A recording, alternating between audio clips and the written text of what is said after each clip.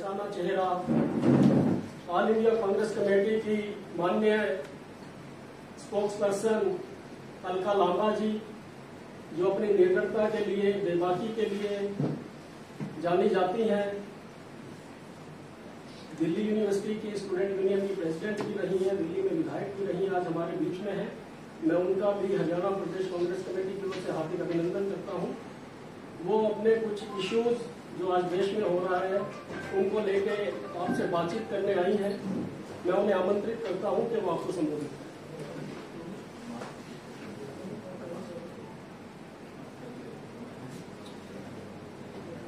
आप सभी पत्रकार साथियों का मैं धन्यवाद करती हूँ, आप समय निकाल कर आए। और यहाँ पर आना, अगर मैं कहूँ, हमारी मजबूरी है। तो आप समझ रहे होंगे कि हम ऐसा क्यों कह रहे हैं कि अलका लांबा या राष्ट्रीय प्रवक्ता दिल्ली से हर राज्य में भेजे जाना मजबूरी क्यों है। पत्रकार तो दिल्ली और नोएडा में भी बैठे हुए हैं। जिस मुद्दे को लेकर मैं आज आई हूँ, उस मुद्दे को भारत की राजधानी दिल्ली और नोएडा के बड़े बड़े चैनल, बड़े बड़े मीडिया के लोगों के सामने उठाया गया। 10 दिन पहले मुद्दों को उठाया गया, लेकिन उसके बाद देखा कि जो दिल्ली नोएडा मीडिया है, उन्होंने राष्ट्रीय खबरों से तो इन मुद्दों को बिल्कुल खत्म कर ही दिया। यहां तक भी पता लगा कि क्षेत्रीय अखबारों में भी ये मुद्दे नहीं पहुंच पाए, उसे दिल्ली में ही दबा दिया गया है। मुझसे पहले भारतीय राष्ट्रीय कांग्रेस की प्रवक्ता आई थी आपके बीच में। गुजरात के भुज के एक पोर्ट पर 21-25 हजार किलोग्राम हीरोइन पकड़ी गई। तारीख बताकर गई है, सब कुछ आपको जानकारी। उसके बाद दोबारा 3000 किलोग्राम हीरोइन पकड़ी जाती है। कोई कार्रवाई, कोई खबर, कोई चर्चा, कोई डिबेट, कोई दबाव सरकार पर? कुछ नहीं, खत्म हो गया मुद्दा। मैं उस हरियाणा राज्य में आज बात कर रही हूं, हरियाणा के लोगों के लिए, जो देश में बेरोजगारी में अगर आप देखेंगे तो नंबर 1 पर खड़ा है हरियाणा। सबसे ज्यादा अगर युवाओं को बेरोजगारी की मार पूरे देश में झेलनी पड़ रही है तो वो हरियाणा प्रदेश है, जहां पर डबल इंजन की दावा किया जाता है, डबल इंजन की सरकार है। और वहीं पर जब पता लगता है कि नशे की खेप पूरी की पूरी प्रधानमंत्री नरेंद्र मोदी जी के गृह राज्य से चलती है, उनके पूंजीपति मित्र के पोर्ट से चलती है और कोई कार्रवाई नहीं होती है, तो सबसे ज्यादा खतरा हरियाणा के युवाओं पर मंडराता है। वायदा तो युवाओं के हाथ में रोजगार रखने का था, लेकिन हथेली पर चिट्टा और नशा रखा जा रहा है। मुद्दा उठाया, लेकिन दुख की बात है। इसीलिए आज हम कह रहे हैं, अगर हम लोगों ने, जब हमारे राष्ट्रीय प्रवक्ता रणदीप सुरजेवाला जी ने इस मुद्दे को दिल्ली के 24 अकबर रोड में प्रेस कॉन्फ्रेंस करके उठाया, लगा हमें जरूरत नहीं है, मीडिया अपना काम कर रहा है, मीडिया सजग है, मीडिया किसी दबाव में नहीं है, मीडिया की कलम इस देश के लिए चल रही है। कांग्रेस क्या कह रही है, क्या नहीं कह रही, वो अलग मुद्दे है, लेकिन कांग्रेस जो कह रही है उसमें सत्य कितना है। क्या इस देश में कोई गुजरात नाम का राज्य भी है या नहीं है? है। क्या देश के प्रधानमंत्री उसी राज्य से आते हैं या नहीं आते हैं? क्या उस गुजरात राज्य के पोर्ट का मालिक प्रधानमंत्री जी का पूंजीपति मित्र है या नहीं? हाँ, है। क्या वहां पर 25,000 किलोग्राम, जिसकी अंतर्राष्ट्रीय बाजार में कीमत 1,75,000 करोड़ बताई जाती है, क्या पकड़ी गई या नहीं पकड़ी गई? पकड़ी गई, ये सब सच है, इसे कोई नकार नहीं सकता। कार्रवाई क्या हुई, कोई बता सकता है? कुछ नहीं, खत्म कर दिया मुद्दे को। अब उसके बाद जो मुद्दा है, कांग्रेस का आरोप है, कांग्रेस नहीं, अमेरिका की ई कॉमर्स कंपनी के अधिकारियों ने खुद कहा है कि उन्होंने भारत में 8,540 करोड़, कितना? 8,540 करोड़ भारत में दिया है, अपनी 6 कंपनियों के माध्यम से दिया है। ये तो वो कह रहा है। हम ये पूछ रहे हैं, ये पैसा जो दिया है वो दिया किसको है, किस काम के लिए दिया है, किस किस को दिया, ये देश जानना चाहता है। हमारे देश का जो कानून मंत्रालय है, कानून और न्याय मंत्रालय, उसकी सालाना बजट कितना है? 1100 करोड़।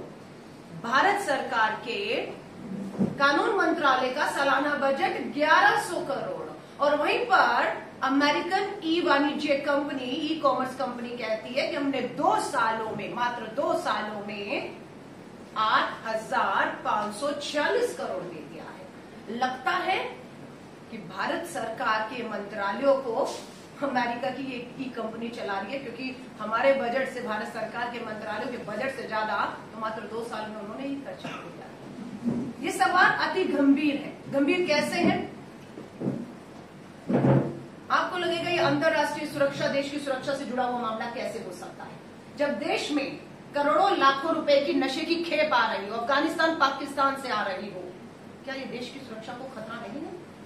जब देश में इस तरह से अंतरराष्ट्रीय कंपनियों के माध्यम से सारे बाजार को बर्बाद कर दिया जाए, एमएसएमई को बर्बाद कर दिया जाए, छोटे कुटीर लघु उद्योगों को बर्बाद कर दिया जाए, सिर्फ एक विदेशी कंपनी को यहाँ पर पलने फूलने के लिए, उसके लिए नियम और नीतियां बदली जा रही हैं, तो ये जो पैसा आ रहा है, ये जो नशा आ रहा है, इससे पहले हम लोगों ने इजरायली कंपनी पेगासस की जासूसी का खुलासा किया।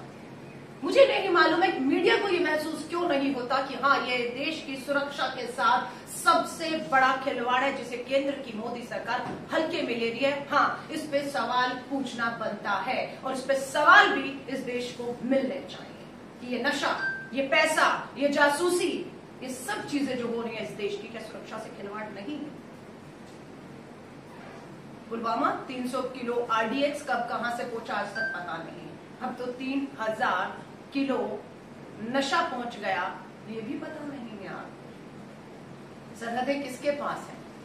किसी भी राज्य के मुख्यमंत्री के पास है कि कांग्रेस के पूर्व अध्यक्ष राहुल गांधी जी के पास है? किसके पास है सरहद? कौन है देश का गृह मंत्री?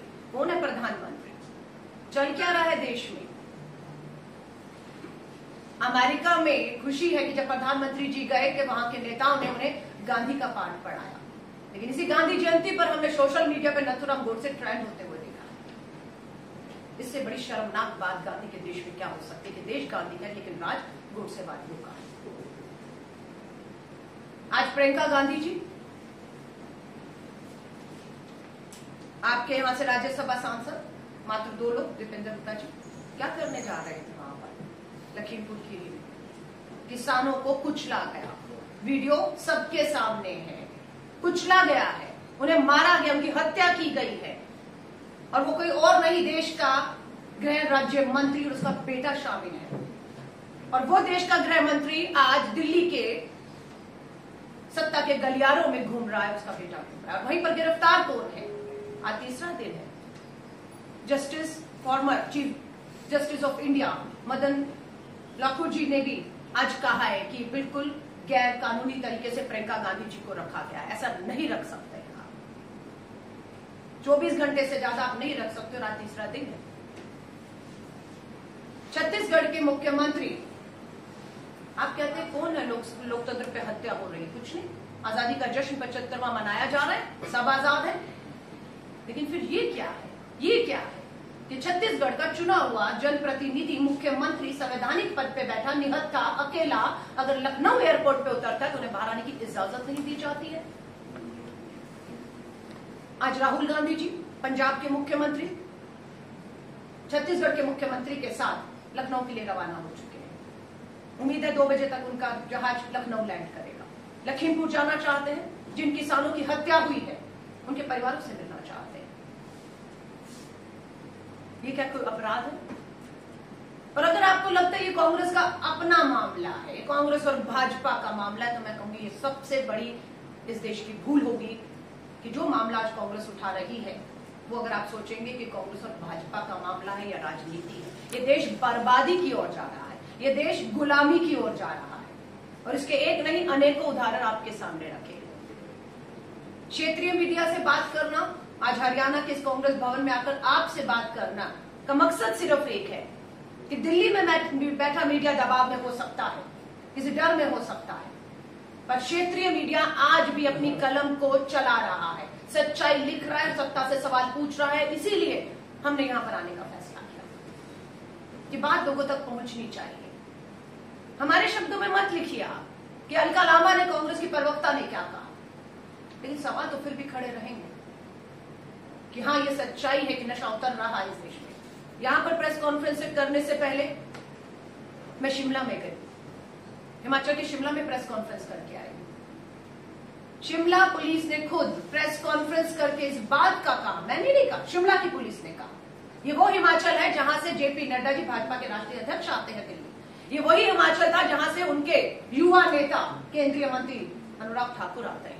वायदा दोनों नेताओं का था कि दिल्ली में मोदी सरकार रोजगार लाएंगे, वहां पर नशा युवाओं के हाथ में रखा गया।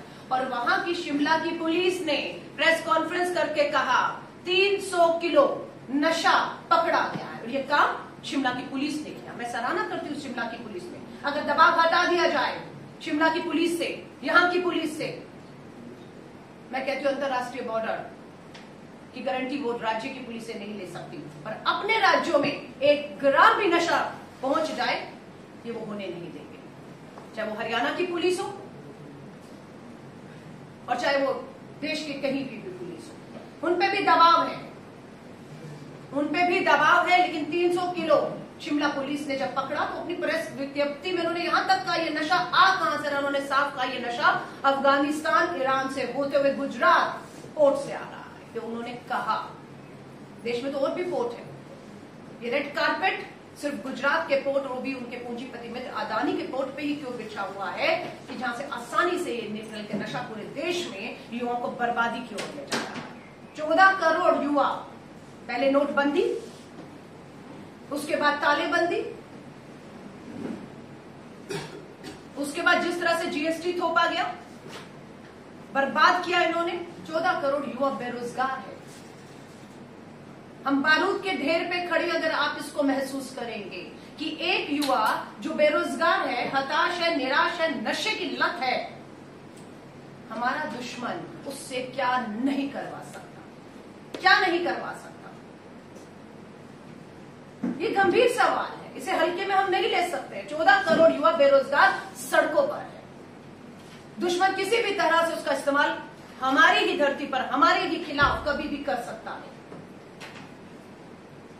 कश्मीर के युवा के हाथ में पत्थर थे, ये मैं नहीं, केंद्र की मोदी सरकार बोल रही थी। जब वहां पर लोकतंत्र की हत्या की, वहां की चुनी हुई सरकारों को बर्खास्त किया, वहां पर राष्ट्रपति शासन लगाया, वहां पर चुनाव नहीं होने दिए, कहा गया कि दुश्मन हमारे 500 रुपया रखकर इनसे पथराव कराते हैं। तो ये तो मान रहे हैं कि इस देश के युवाओं का इस्तेमाल हमारे दुश्मन करते आए हैं और आज भी कर सकते हैं। लेकिन केंद्र की सरकार, मोदी सरकार तो अपने जश्न में डूबी हुई है।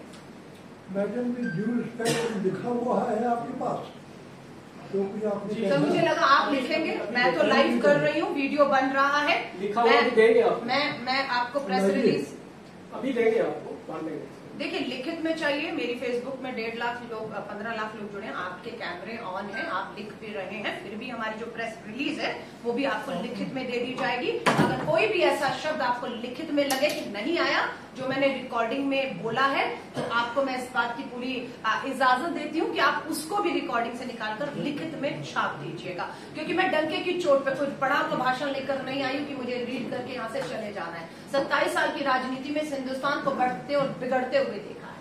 2 करोड़ नौकरियों का वादा था, 14 करोड़ युवा बेरोजगार है। हाथ में हथेली में रखना था आपको रोजगार और आप रख रहे हैं चिट्टा और नशा।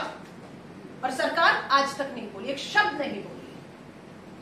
लोकतंत्र की हत्या की जा रही है सरेआम। और हरियाणा में सबसे कम होगी, सबसे ज्यादा। अगर हिंदुस्तान में किसी एक राज्य को खतरा है सबसे ज्यादा तो वो हरियाणा को है, सबसे ज्यादा। कारण मैंने बता दिया, देश में बेरोजगारी में हरियाणा का युवा 1 नंबर पर खड़ा हुआ है। इसलिए सबसे ज्यादा सॉफ्ट टारगेट अगर कोई है तो वो हरियाणा का युवा है। किसान का बेटा हमने देखा है सरहद पर अपने पिता को यहाँ किसानी के तौर पर लड़ते हुए देख रहा है, तो अपनी जान देख रहा है, वो भी निराशा। उसने भी वीडियो डाली, आपने देखा होगा।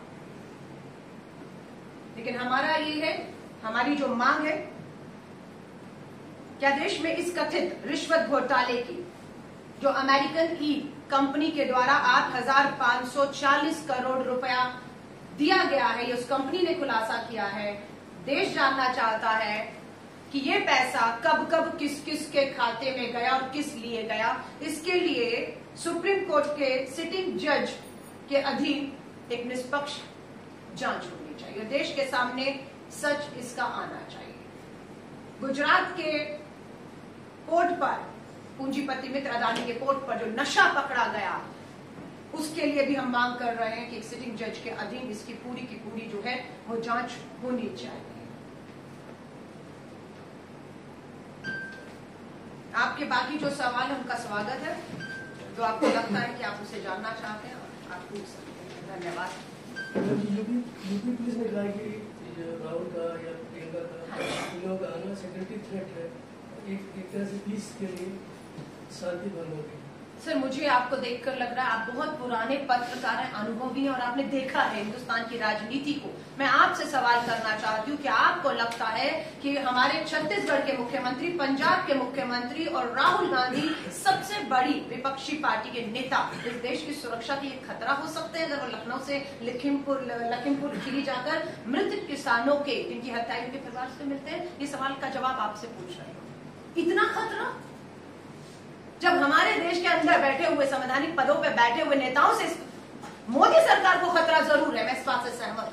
इस देश को खतरा नहीं है, लेकिन हाँ, इस देश के केंद्र में बैठे मोदी सरकार को खतरा जरूर लगने लग गया है। वरना ये आप खुद ही पूछ लीजिएगा, जहां सरेआम दिन दहाड़े चुने हुए जनप्रतिनिधियों को एक आजादी का जश्न मना रहे 75वां मिलने से रोका जाता है, तो आम इंसान, आम गरीब मजदूर किसान किस तरीके से हमने देखा है कि अपनी सत्ता, अपना संविधान कि आपको बर्बाद करने को लेकर यूएपीए, हमने पूछा था गृह मंत्री में कितने लोगों पर आपने जो है यूएपीए लगाया, जवाब मिलता है 6000 से ऊपर लोगों पर यूएपीए लगा के उनकी आवाज को बंद करके कुचलना चाहा, जो सरकार के खिलाफ आवाजें उठ रही थी, जो सवाल कर रही थी। और जब पूछा गया कि कितनों पर कार्रवाई हुई है, पता लगता है 98% लोगों पर जिन पे यूएपीए लगा, उन पे तो अभी तक धाराएं और चार्ज भी साबित नहीं किए, सिर्फ जेल में रखा हुआ है। ये आवाज दबाने का, डराने का तरीका है। तो कांग्रेस, श्री राहुल गांधी जी गए, प्रियंका गांधी जी गए, 3 दिन से पुलिस की कस्टडी में है। तो पुलिस कस्टडी कहूं तो उनको बंदी बनाकर रखा हुआ है।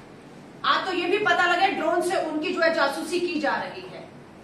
यहां तक आए कि वहां की सीतापुर की जो इंटरनेट है सेवाएं पूरी तरह बंद कर दी गई हैं। इससे बड़ी तानाशाही और क्या होगी, ये मैं आपसे पूछना चाहती हूँ। लोकतंत्र है ना, आजादी है ना हर एक को बात करने की, करने दीजिए बात। लोकतंत्र तय कर लेगा, लोकतंत्र तय करेगा, लोग तय करेंगे कि क्या सही क्या गलत है। और इस देश की आवाज कांग्रेस नहीं उठाएगी तो कौन उठाएगा? लेकिन हमसे सवाल करते हैं, विपक्ष कहाँ है? आज विपक्ष सड़कों पर है। आज विपक्ष सत्ता की चारदीवारी में बंदी बनाने की कोशिश में है और वो कोशिश कामयाब नहीं होगी। प्रियंका गांधी निकलेंगी तो वो दिल्ली नहीं लौटने वाली है, वो सत्ता को उखाड़ने तक गली गली अब घूमेंगी। और उम्मीद है कि वहां की योगी सरकार और प्रधानमंत्री जी, गृह मंत्री जी समय रहते हुए सूचित करेंगे उत्तर प्रदेश की सरकार को कि 2 मुख्यमंत्री पंजाब और छत्तीसगढ़ के, राहुल गांधी जी को वहां पर लैंड करने दिया जाए, उन्हें वहां से लखीमपुर खीरी जाकर किसान के परिवारों को मिलने दिया जाए। तो मुझे उम्मीद है ये काम करेंगे, क्योंकि जनता का दबाव पूरी तरह से बन रहा है। ये लोकतंत्र की हत्या होते हुए हम चुप करके नहीं देख सकते। एक अपनी जो अमेरिका की ई कॉमर्स कंपनी का प्रपोजल डिटेल में बताएंगे, ई कॉमर्स कंपनी का जो पैसे दिए हैं वो क्या? अमेज़न कंपनी जो है वो अमेरिका की बेस्ड कंपनी है जो भारत में पूरा व्यापार कर रही है। पूरी तरह ऑनलाइन जब आप कुछ भी ऑर्डर करते हैं, अंतर्राष्ट्रीय एफडीआई का ये लोग खिलाफत करते रहे जब कांग्रेस की सरकार थी। 49% एफडीआई मनमोहन सिंह जी के समय पर था और इन्होंने उस समय विरोध किया और आज तो 100% डिफेंस तक में सब में फॉरेन इन्वेस्टमेंट कर दिया, डायरेक्ट कर दीजिए। उसी के तहत ये कंपनियां आई और अमेज़न कंपनी जो है इसने, इनके अधिकारियों ने खुलासा किया है कि भारत में उन्होंने पिछले 2 साल में 8,540 करोड़ दिया है। रिश्वत दिया, हम इसको रिश्वत शब्द कहते हैं। दिया, आप उसको कमीशन दिया है, हम इसको रिश्वत कहते हैं, वो कहते हैं कमीशन दिया है काम करने के लिए। हमारे देश में अगर मैं आपको कहूं, मैं ये जो पॉइंट आपके लिए पढ़ रही हूं जो कांग्रेस की हेडलाइन से हम लोगों ने कहा है, विदेशी ई कंपनी अमेज़न ने पिछले 2 सालों में भारत में कानूनी फीस के नाम पर 8,540 करोड़ का भुगतान किया है। ये कंपनी हमें बता रही किया है। देश के कानून मंत्रालय का सालाना बजट 1100 करोड़ है और अमेज़न कंपनी का कानूनी फीस का 2 साल का बजट अकेले में ही 8,540 करोड़ है। अब सामने आ गया है कि यह पैसा तथा कथित तौर से रिश्वत के तौर पर दिया गया है। अगर सरकार को दिया गया तो सरकार के खजाने में ये दिखना चाहिए। सरकार को मिला है तो दिखना चाहिए कि आपने कोई लाइसेंसिंग फीस ली है, इजाजत दी है, लेकिन पॉलिसी बदली गई है। इन कंपनियों के लिए लाल कारपेट बिछाने के लिए, अपने छोटे कुटीर लघु उद्योग दुकानदारियां जो हमारे देश की अर्थव्यवस्था की रीढ़ की हड्डी है, छोटे दुकानदारों से बर्बाद करने के लिए इन्हें लाया गया। कथित तौर पर यह बात अमेज़न कंपनी ने स्वीकारी है। कहिए अब सीधे सवाल, हमारा पहला सवाल, अमेज़न द्वारा 8,540 करोड़ की रिश्वत भारत में किस अधिकारी और सफेद पोश नेता को मिली? देश जानना चाहता है। देश जानना चाहता है कि क्या यह रिश्वत मोदी सरकार में कानून व नियम बदलने के लिए दी गई ताकि छोटे छोटे दुकानदारों और उद्योगों का धंधा बंद कर अमेरिकी ई कंपनी अमेज़न जैसी कंपनी का व्यवसाय यहां चल पाए? तीसरा सवाल, अमेज़न की 6 कंपनियों ने मिलकर 8,540 करोड़ का भुगतान किया है। ये अमेज़न ने बताया कि हमारी 6 कंपनियों ने भुगतान किया है। इन कंपनियों का परस्पर रिश्ता क्या है आपस में? वे किस किस और कंपनी से उनके व्यवसायिक ताल्लुक क्या, आपस में इनके संबंध क्या है? क्या यह पैसा निकालकर कब कब और किसको इसका भुगतान इन 6 कंपनियों द्वारा किया गया है? अमेरिका व भारत दोनों देशों में, ये बड़ा महत्वपूर्ण है, अमेरिका व भारत दोनों देशों में लॉबिंग व रिश्वत का पैसा देना अपराध है तथा गैर कानूनी है। तो फिर मोदी सरकार की नाक के नीचे इतनी बड़ी रकम रिश्वत, कमीशन और लॉबी के माध्यम से ली गई, इसका जवाब देश जानना चाहता है। पांचवा सवाल, क्या विदेशी कंपनी द्वारा 8,540 करोड़ की तथाकथित रिश्वत दी गई रकम आप अपने आप में राष्ट्रीय सुरक्षा के साथ एक खिलवाड़ नहीं है? अगर आप नहीं जानेंगे ये पैसा कहां जा रहा है, हथियार तो नहीं खरीदे जा रहे इस देश के भीतर ही। इस पैसे से नशा खरीद कर घर घर युवाओं को बर्बाद करने की कोशिश तो नहीं की जा रही ताकि वो भूल जाए आपसे रोजगार मांगना, वो नशे की लत में इधर उधर सड़कों पे पड़ा रहे। छठा सवाल, प्रधानमंत्री श्री नरेंद्र मोदी जी अब तक चुप क्यों हैं? क्या उन्होंने अमेरिका के राष्ट्रपति से अमेज़न कंपनी के खिलाफ कथित रिश्वत घोटाले में आपराधिक जांच करने की मांग की है? नहीं की तो क्यों नहीं? सातवां सवाल वही, क्या देश में इस कथित रिश्वत घोटाले की जांच सुप्रीम कोर्ट के सिटिंग जज से नहीं करवाई जानी चाहिए? ये हम सवाल को छोड़कर आपके माध्यम से जा रहे हैं। मुझे पूरी उम्मीद है जो सवाल यहां से कांग्रेस की प्रवक्ता के तौर पर, मैं निजी तौर पर नहीं आई, मैं कांग्रेस की प्रवक्ता के तौर पर, कांग्रेस के विपक्ष के तौर पर ये सवाल आपके माध्यम से हरियाणा के एक एक गली, एक एक घर, एक एक युवाओं, उस परिवारों तक पहुंचाना चाहते जिनको अपने बच्चों की, युवाओं की चिंता है कि ये बेरोजगार है, नशा आ रहा है, ये बर्बाद हो जाएगा और उसके लिए बिल्कुल हमें सड़कों पर निकलकर सत्ता से सवाल करने हैं और जो ये कर रहा है उन्हें कड़ी से कड़ी सजाएं मिलनी ही चाहिए। ये कंपनी का कहना है कि अधिकारियों को दी गई कंपनी, मैं आपको दोबारा लाइन पढ़ रही हूँ जो उनके शब्द हैं।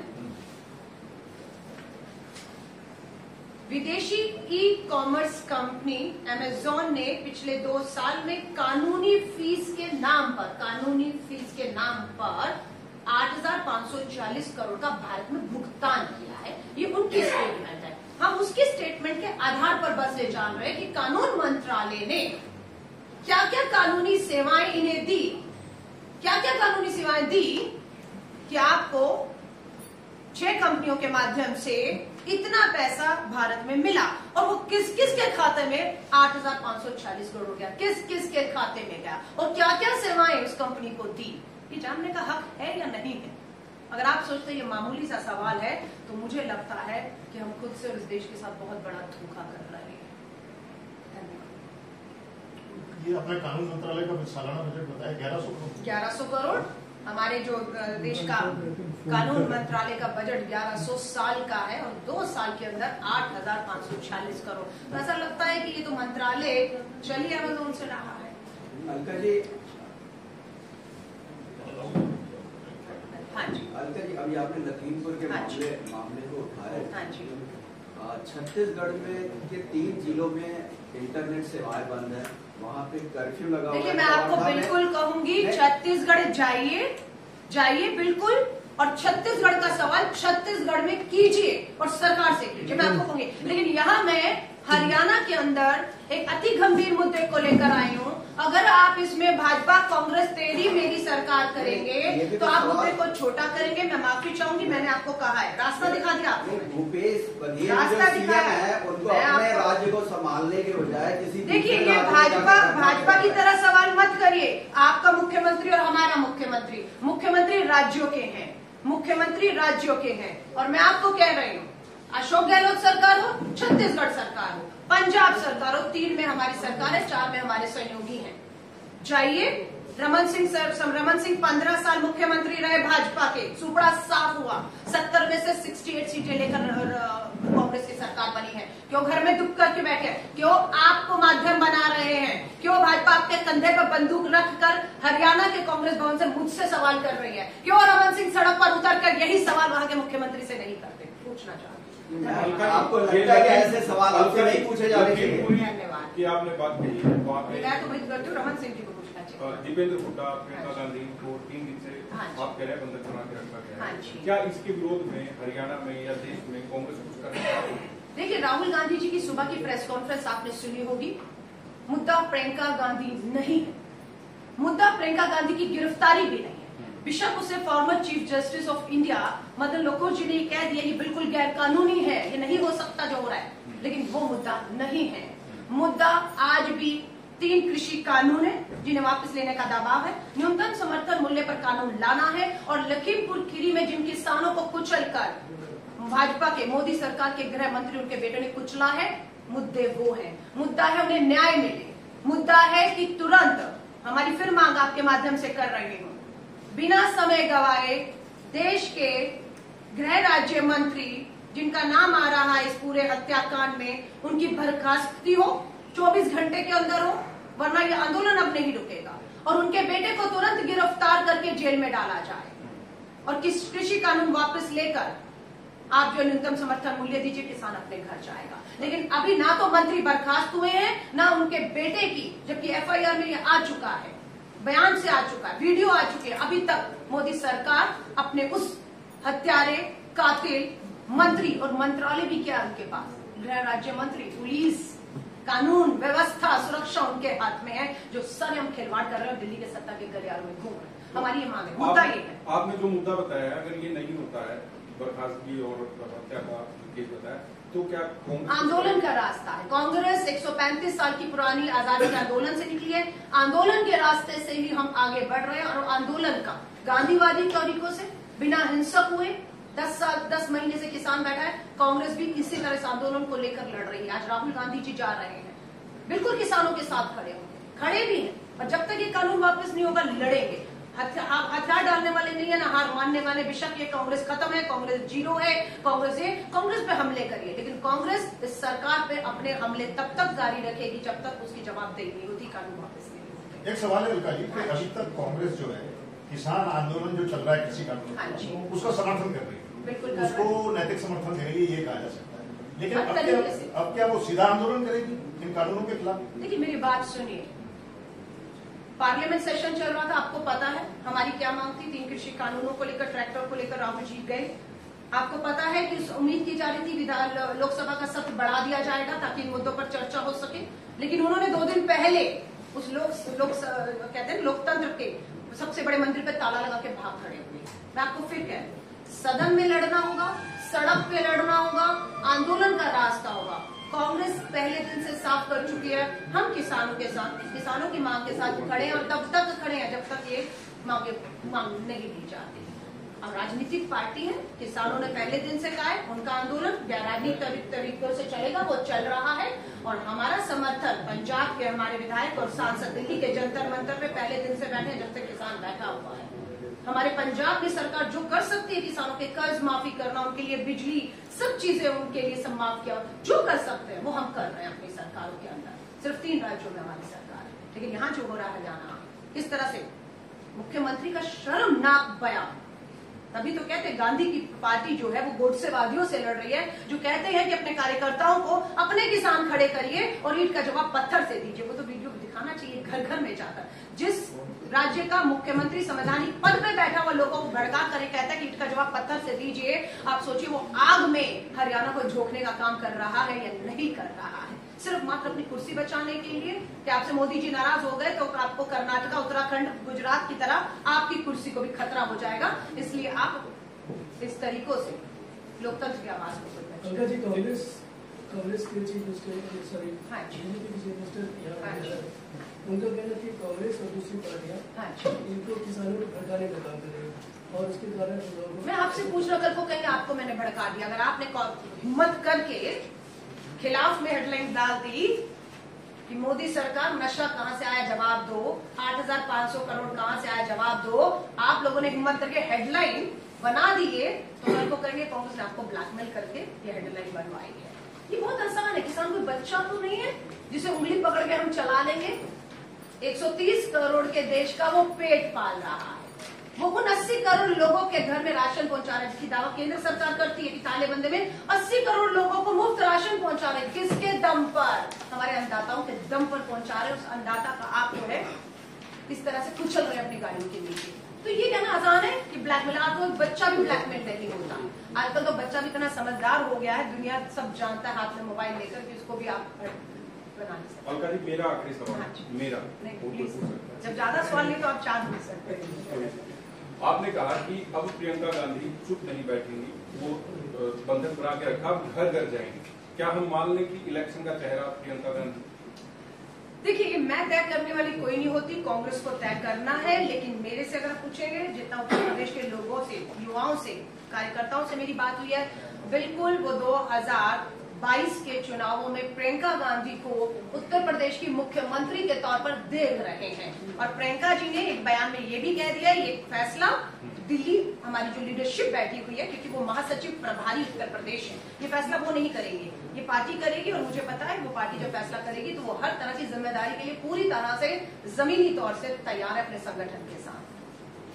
मैडम, एक देखिए, आप महिला भी हैं और आपने राजनीति को बड़ी नजदीकी से देखा है, लेकिन अभी आपने जो मुद्दे गिराए, जो चर्चा का विषय है, आपको लगा नहीं कि महंगाई भी एक प्रमुख मुद्दा है? रसोई गैस हो गया, बढ़ती पेट्रोल की कीमतें हो गई और भी तमाम चीजें, तो आपको लगता है कि महंगाई अब मुद्दा नहीं? मैं बताऊं, आज सुबह भी हम लोगों ने प्रेस कॉन्फ्रेंस किया, राहुल जी ने यही कहा, हमें मुद्दा क्या है क्या नहीं, मीडिया के लिए मुद्दा महंगाई है या नहीं, मीडिया से पूछना चाहते हैं। आज अभी बढ़े एलपीजी गैस के सिलेंडर के दाम, पेट्रोल डीजल के दाम, कहा गया फ्री वैक्सीन, धन्यवाद मोदी जी। फिर इनके मंत्री कहते हैं पैसा टीके का यहीं से आ रहा है, तो फ्री कहां से हो गया? ये तो हमारी जेब से निकाल कर पैसा पेट्रोल डीजल में और टीका लगा रहे हैं हमें। आप समझ रहे हैं मुद्दा मीडिया के लिए क्या है, कांग्रेस के लिए मुद्दा नहीं, ये देश का मुद्दा है। आज मेरे लिए 2000 का सिलेंडर कर लीजिए, मैं आपको सही कह रही हूं, मेरे घर में 2 लोग हैं, दोनों कमाने वाले हैं, 2000 का सिलेंडर कर लीजिए, अलका लांबा को क्या फर्क पड़ रहा है? कोई फर्क नहीं पड़ेगा मुझे। आप समझ रहे हैं? आप पेट्रोल कर दीजिए 200 लीटर, अलका लांबा को फर्क नहीं पड़ेगा।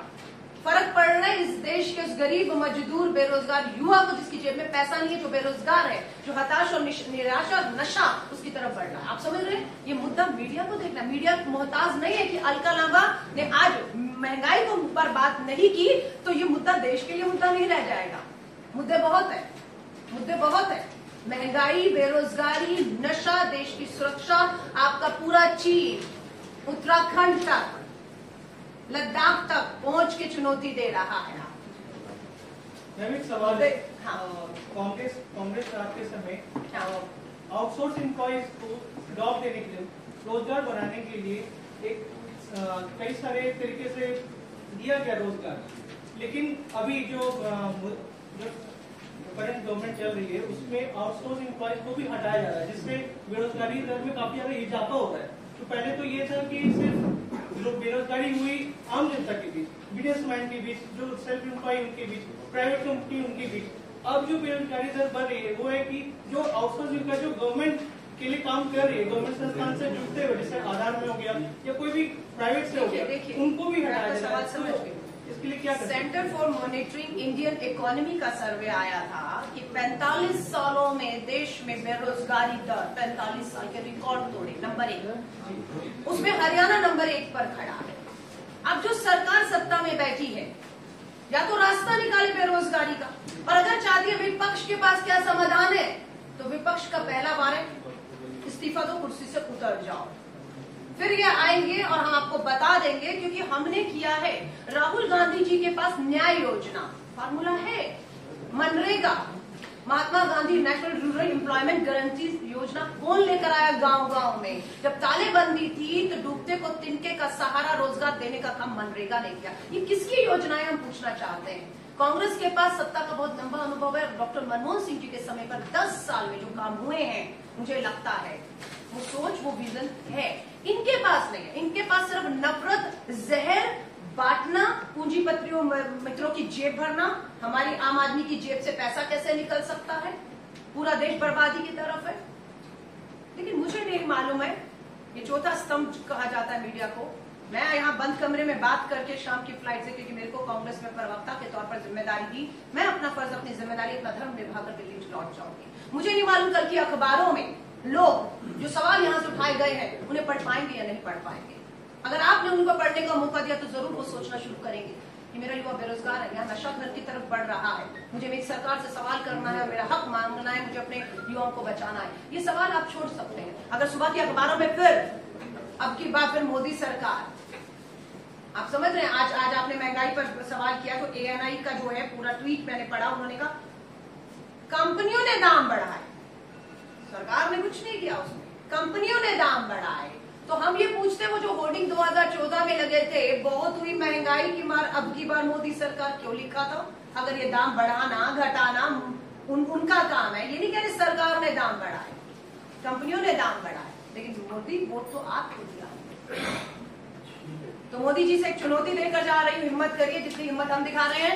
7 साल में मुझे तो मालूम है आप बेसब्री से प्रधानमंत्री नरेंद्र मोदी जी की एक प्रेस कॉन्फ्रेंस 56 इंच के सीने को चुनौती देते हैं, एक प्रेस कॉन्फ्रेंस हरियाणा में आकर कर लीजिए।